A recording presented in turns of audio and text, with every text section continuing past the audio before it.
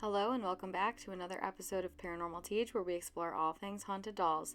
Today we are going over the story of a haunted doll who has not only won our hearts, but won many of your hearts as well. This is Orek, who is probably one of the sweetest, funniest, and smartest spirits in my haunted doll collection. Orek's initial bio had mentioned that he was a strange one that had spooked out the investigation team a bunch of times, but not in a nefarious way.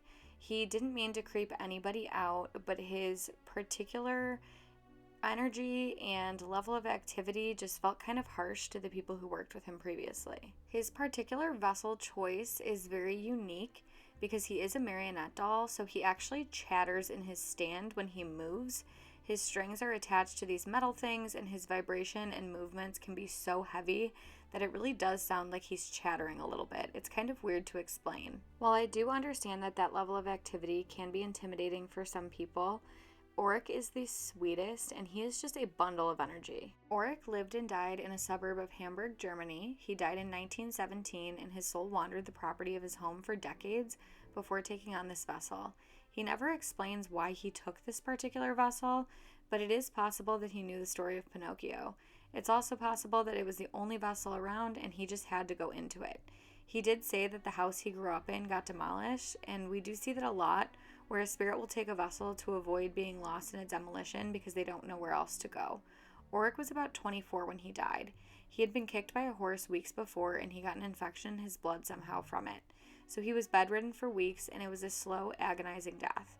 I think his death was made even worse because the woman he was supposed to marry left him for another man after his accident. So he lay there, heartbroken, wallowing in his sadness for quite some time. His mother was so worried about him that she made herself ill, and he felt extremely guilty for that and still does. Not to mention, his father was angry with him for the accident. He felt his son was too stupid to run the farm because of it. Imagine dealing with this while actively dying, feverish, and heartbroken. No wonder he has so much anxiety. He can be extremely anxious, and he always feels super nervous, and sometimes you can even feel your blood pressure rising when you just sit with him. He is an old soul, though, very intuitive. He knows things, he can read people very well, and he's a great judge of character. He loves to show visual imagery of his farm and all of the animals on it. The butter churn, the dairy cows, his mother's cooking, and he even shares smells sometimes. He really is not as spooky as he seems or as he has been made out to be in the past. His actions and movements just make him seem spooky, but his character is not that way at all. He also has a lot of activity around the house, like footsteps, hot and cold spots, and they are very intense with him. Occasionally, when he really gets going, he'll start actually knocking on our walls as well.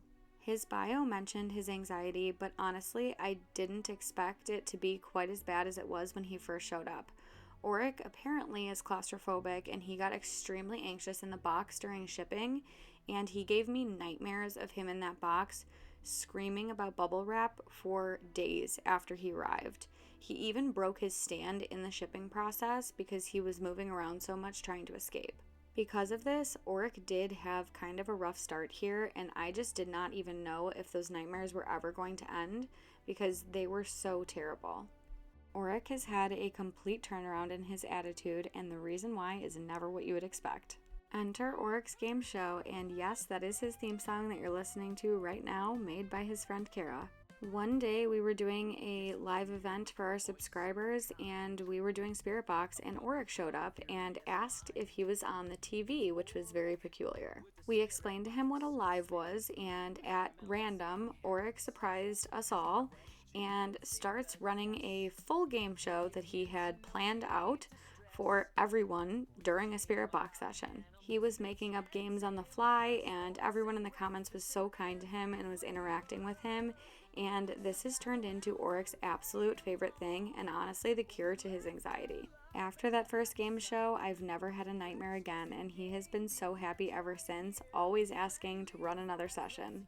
Though he still does not like boxes or bubble wrap in our house. We love Orek so dearly. Thank you for learning about him, and subscribe for more haunted doll stories.